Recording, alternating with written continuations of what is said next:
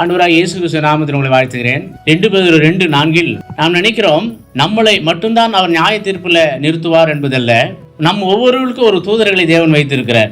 அந்த தூதர்களே தவறு செய்தார்களுக்கும் அந்த தூதர்களையும் சங்கிலிகளால் கட்டி அவர்களையும் நியாய தீர்ப்புக்கு அவர் ஏதுவாக வைத்திருக்கிறார் என்று பார்க்கிறோம். நாம் நம்மை பரிசுத்தப்படுத்திக் கொள்ளணும், தேவனுக்கு பிரியமா நடக்கணும், தேவனுடைய வார்த்தைக்கு நடுங்கணும், தேவனுடைய வார்த்தைக்கு பயப்படணும். பரிசுத்தம்னா என்னன்னு நம்ம தெரிஞ்சுக்கணும். பரிசுத்தம் இல்லாமல் தேவனை ஒருவனும் தரிசிக்க முடியாது என்று வேதம் சொல்லுகிறது. அப்படி இருக்கும்போது நாம் எப்படி இருக்க வேண்டும்? தூதர்களுக்கே நியாய தீர்ப்பு வைத்திருக்கிறார் ஆண்டவர். நமக்கு நியாய தீர்ப்பு இருக்கு.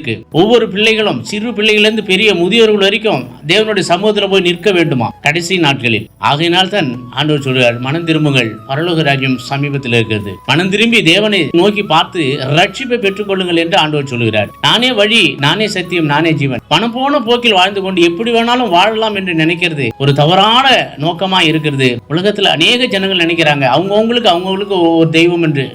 சரியில்லை. தேவன் ஒரே வார்த்தை சொன்னார், நானே வழி, நானே சத்தியம், நானே ஜீவன் என்று. ஆண்டவர் இயேசு கிறிஸ்துவை அறிந்து கொண்டு தேவனுடைய நாமத்தை நாம் மகிமைப்படுத்தும் போது தேவன் நம்மளை ஆசீர்வதிப்பதும் இல்லாமல் நியாய தீர்ப்பிலே அவருக்கு ஏதுவாக நம்மளை நிறுத்தி நம்மளை வழி நடத்துவார். ஆண்டவர் இயேசு கிறிஸ்துவின் கருத்தில் நம்மை ஒப்பு கொடுப்போம். தேவன் நம்மளை ஆசீர்வதிப்பார். ஆண்டவர் இயேசு கிறிஸ்து நாமத்தில் உங்களை வாழ்த்துகிறேன். ஆமென்.